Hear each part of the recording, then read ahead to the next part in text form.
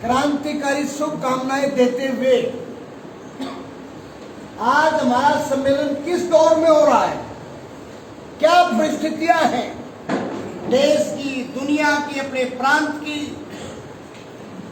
और किन हालात में हम काम कर रहे हैं, क्या हमारे सामने चुनौतियां हैं, क्या हमें आने वाले समय में करना है, उस पर विस्तार के साथ ही सम्मेलन में चर्चा करेंगे। एक रिपोर्ट भी पिछले सम्मेलन से अब तक के बीच की रखी जाएगी, चर्चा होगी।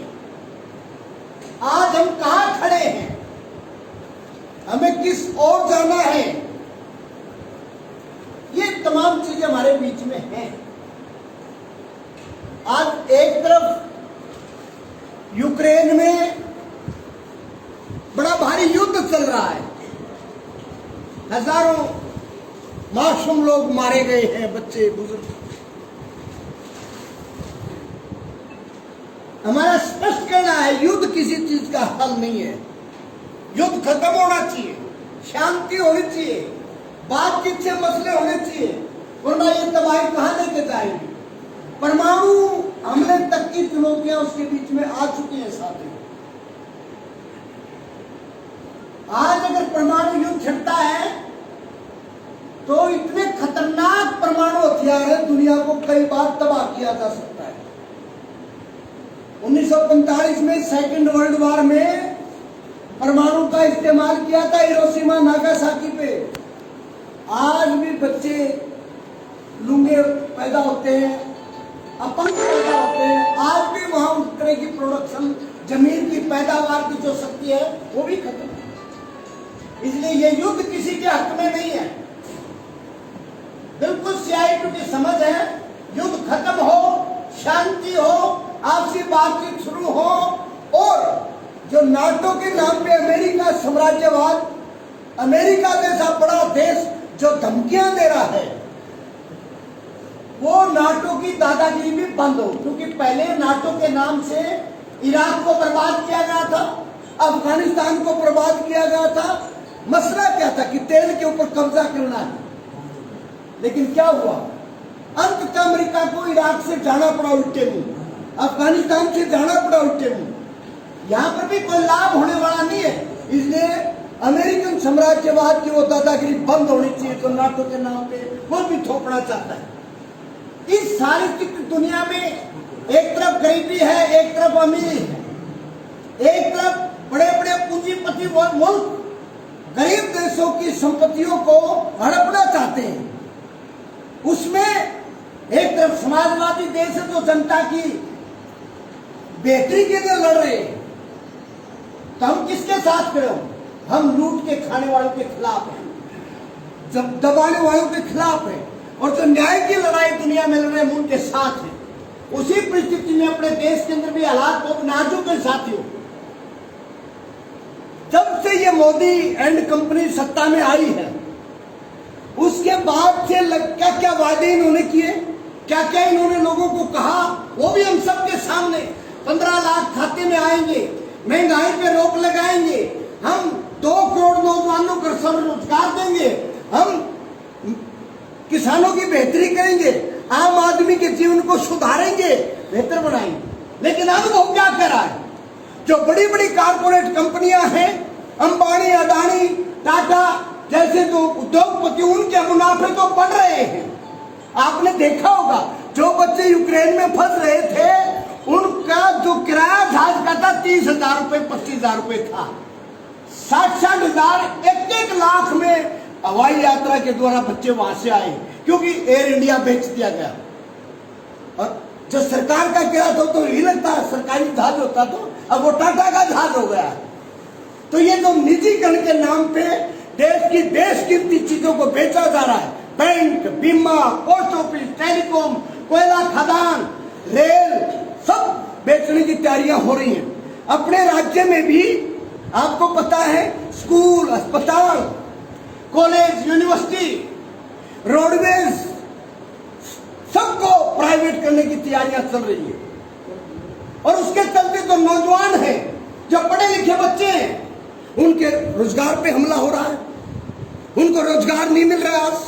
आज अगर एक अनुमान के हिसाब से मैं बता रहा हूं, पूरे देश में और राज्य में जो सरकारी क्षेत्र है, अगर उसमें नौकरियां दी जाए तो 5 लाख से ज्यादा तो अपने हरियाणा में और पूरे देश के अंदर 2 करोड़ से ज्यादा सरकारी सेवाओं में पद खाली पड़े हैं।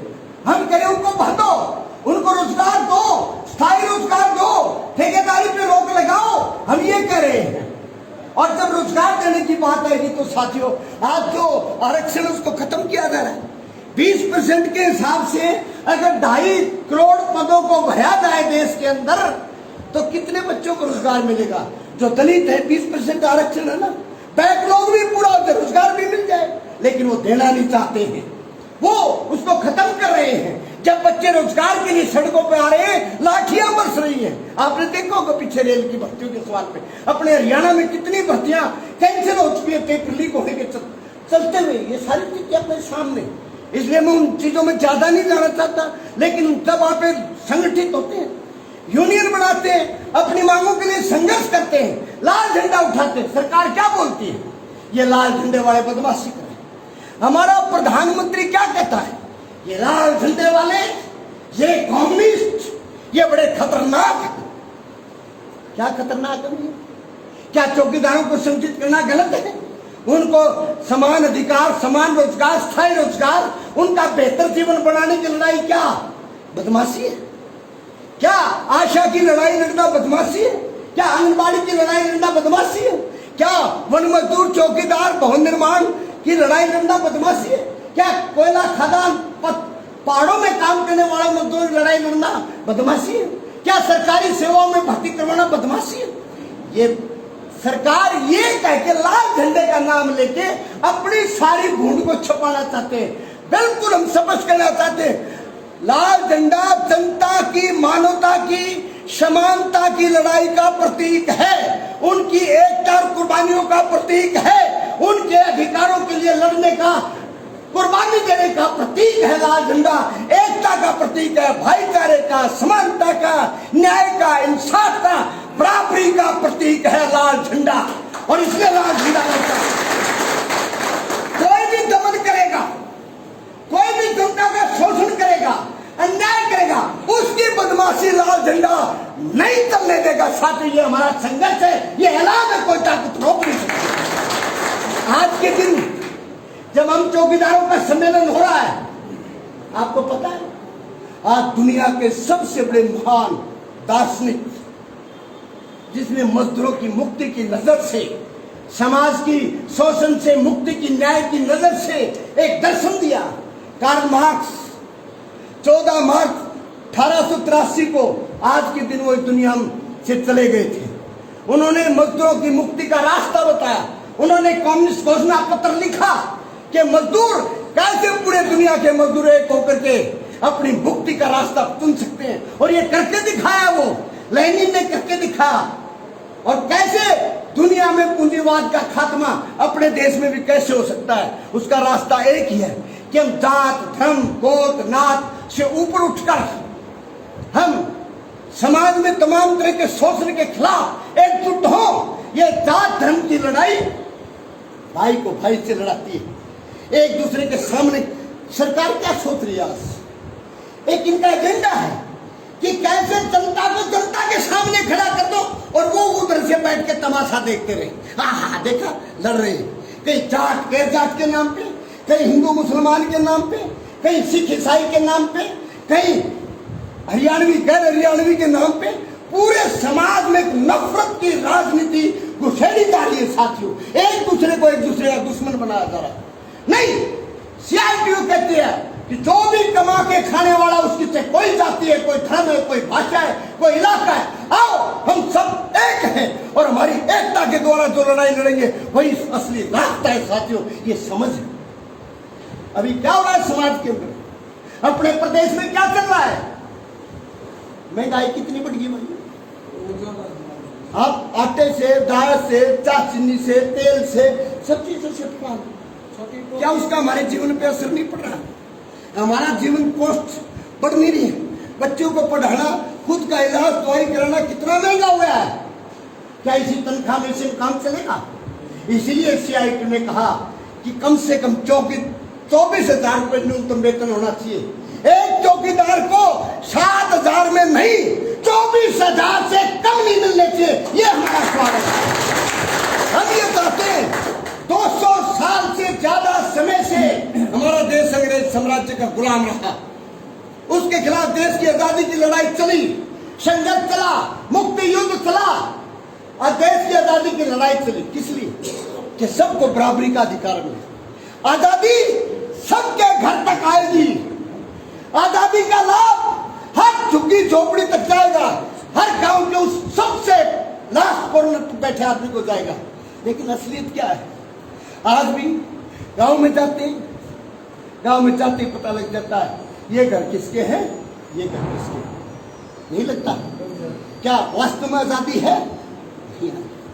भगत सिंह ने कैसे सपने देखे थे, इसलिए अपना संगठन CIT आजादी की 75वीं वर्षगांठ, जो आजादी के समय शहीदों ने सपने सोचे थे, जो कुर्बानियां दी थी, उनको सामने रखते हुए जो सांझी संस्कृति थी देश की आजादी की लड़ाई में, हंसी की लाल सड़क आज भी गवाह है, आज भी गवाह है। आज भी रोहतास का कुआं गवाह है, आज भी पूरा मेवात इस बात का गवाह है। हमारा रोहतक का अगर आप 1857 की आजादी का, आज तक की आजादी का इतिहास उठाएंगे, गवाह है कितनी कितनी जगह कैसे कैसे कुर्बानियां दी। तो किस लिए दी थी वो? कि एक बेहतर समाज बनेगा। आज वो समस्या सामने खड़ी है, इसलिए उन तमाम लड़ाइयों को जोड़ते हुए चौकीदारों का संघर्ष 200 साल अंग्रेज साम्राज्य के समय से चौकीदार का चुनाव किया गया था। गांव में चौकीदार होगा, देश आजाद हो गया, 75 साल निकल गए। क्या गांव में चौकीदार की जरूरत नहीं है? गांव में चौकीदार की जरूरत है, वहां स्थायी काम है। कितने घरों पे, कितनी जनसंख्या पे एक चौकीदार चाहिए, उसके हिसाब से कितने चौकीदार आज गांव में हैं, कितने चौकीदार और होने चाहिए? क्या ये सवाल नहीं है? जब स्थायी काम है वहां चौकीदार चाहिए, तो चौकीदार पक्का क्यों नहीं हो? चौकीदार स्थायी क्यों नहीं हो? चौकीदार का रोजगार पक्का क्यों नहीं हो साथियों? ये सवाल है, ये लड़ाई, ये संघर्ष है जिसको हमें लड़ना है। आज भी कितनी ऐसी चीजें हैं, आज भी क्या भेदभाव है, आज भी किस किस तरह के काम आप करते हैं। जब हमने यूनियन बनाने की शुरुआत की, जब हम गांव में गए, बरवाड़ा में पहली मीटिंग बुलाई, क्या हालत थी चौकीदार की? चौकीदार को कोई तनख्वाह के नाम पे कुछ नहीं मिलता था साथियों, ये आपको पता है। शासिक जब यूनियन बनाई तो उस समय परवाला राम जी को साथी हमारे बीच में बैठे जो पुराने होंगे, उस समय चौकीदारों के साथ क्या था? एक लड़ाई लड़ी, यूनियन बनाई, संगठन बनाया, संघर्ष हुआ, बजनलाल की कोठी पे गए, चंडीगढ़ विधानसभा घेरी, बूढ़े बूढ़े चौकीदार रेल भर भर के गए साथियों। ये यूनियन ऐसे नहीं बन गई। जब यूनियन बन गई, संगठन बन गया, एक चौकीदार को मान सम्मान मिलना शुरू हुआ। उस बीच में कुछ ऐसे सरकारी तत्व, कुछ ऐसे सरकारी बिंडे, कुछ सरकारी एजेंट, दलाल घुसने की कोशिश की, यूनियन को तोड़ने का प्रयास किया गया। वो आज भी चुप नहीं है। एक चौकीदार को जब 150 रुपए, 300 रुपए, 400 रुपए, 1200 रुपए, ये जब ये लड़ाई लड़ी गई, चौकीदार का एक सम्मान बढ़ा। आज मुझे बड़ी खुशी होती है जब मेरा साथी राजेंद्र, मेरा साथी भगत सिंह, मेरे तमाम साथी वो मेवात सुदूरपुर से जब वर्दी लगा के, टोपी लगा के, बेल्ट लगा के पूरे सम्मान के साथ चलता, तो मुझे बड़ा गर्व होता है कि मेरे चौकीदार पे एक सम्मान मिला है, इस यूनियन की वजह से मिला है साथियों। यह यूनियन जितनी मजबूत होगी, मैं मानता हूं उतना एक चौकीदार का सम्मान मिलता होगा। इसलिए ये लड़ाई, इसलिए इस लड़ाई को लड़ना है। कैसे लड़ेंगे? कैसे ये लड़ाई आगे बढ़ेगी? बिना एकता और संघर्ष के ये लड़ाई आगे नहीं बढ़ सकती। एक दिन हम जा रहे थे, हमें पता लगा और जो भाई भाईचारा के नाम पर इकट्ठे हो लोग, कई बार आता है सवाल, हम भी चाहते हैं सारे भाई इकट्ठे हो, चौकीदार, कुछ लोग सरकारी एजेंट, सरकारी माल, चौड़ा में बंदरता में रखे। राजेंद्र तो कब आया इस बात के? रामचंद्र जी सब गए वहां रेवाड़ी में, आजो भाई भाईचारा नाम को कट्ठो या यूनियन में इन्हें भंग तो 650 ने मैं क्यों कटे मैं इस बात का ये तो कोई लिख रखा एजेंडा में बात चली चर्चा हुई मेरा बैनर तो काट दो एक भाई ने वो तो बैनर बना के लाए केला रखा खट्टर का फोटो ला रखा उसके ऊपर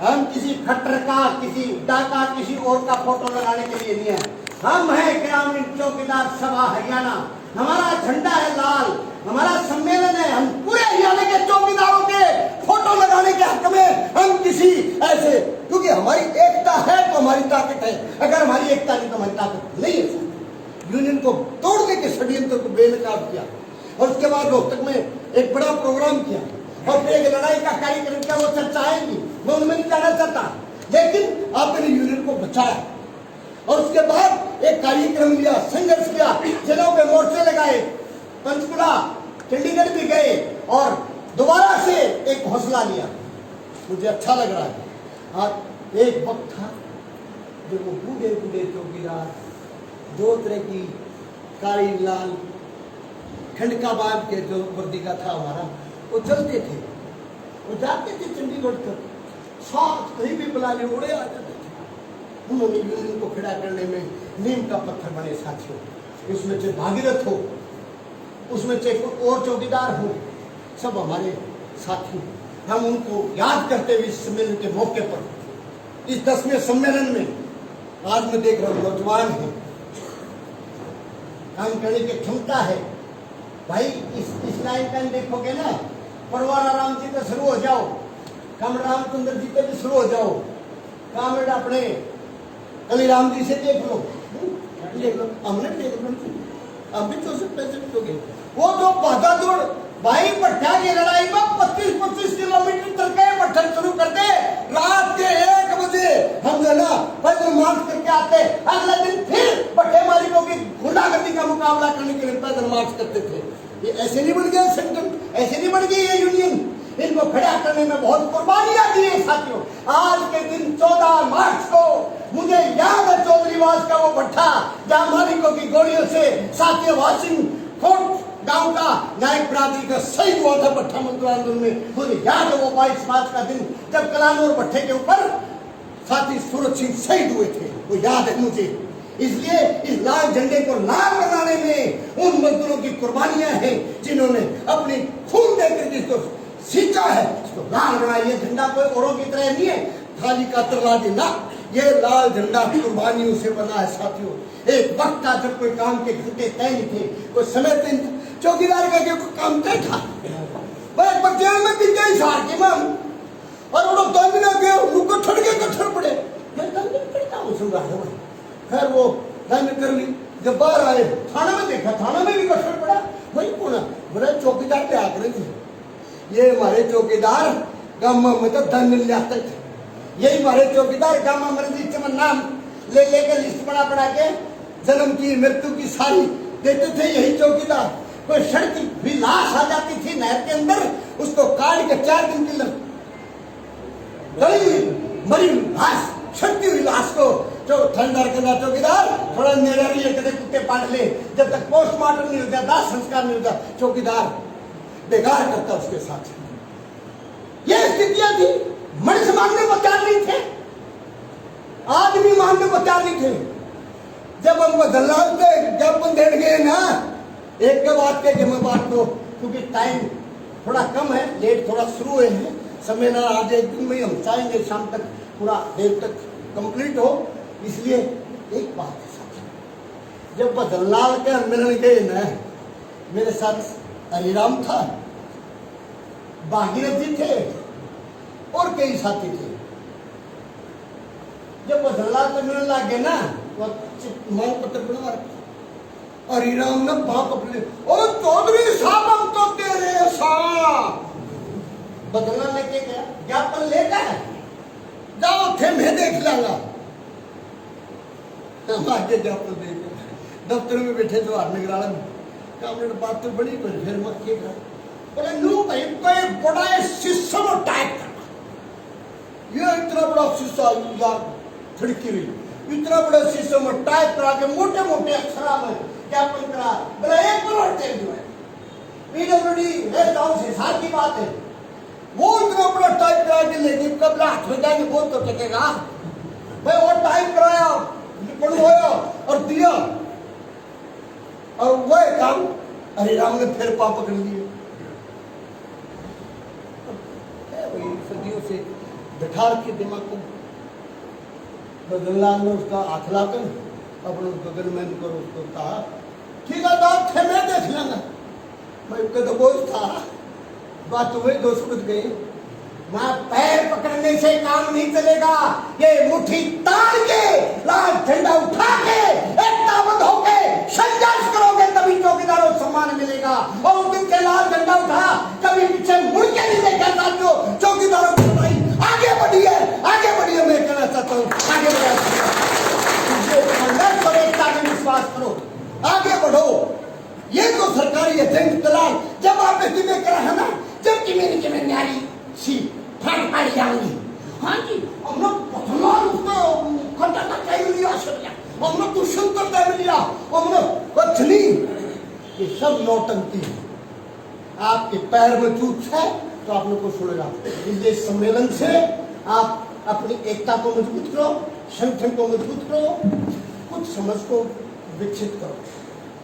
जब तक पूरी समझ हमारे में नहीं होगी बात नहीं होगी। इस सम्मेलन की तैयारी में जा रहे थे, वक्ता बता रहा था मुझे कामेडी ये काम में गए है भाई, बीजेपी का प्रचार है, मीडिया है, टेलीविजन है, हमारे साथी भी कोई प्रधानमंत्री ने कहा तुम तो लाल झंडा करने लागे, तुम तो कांग्रेस का करने लागे।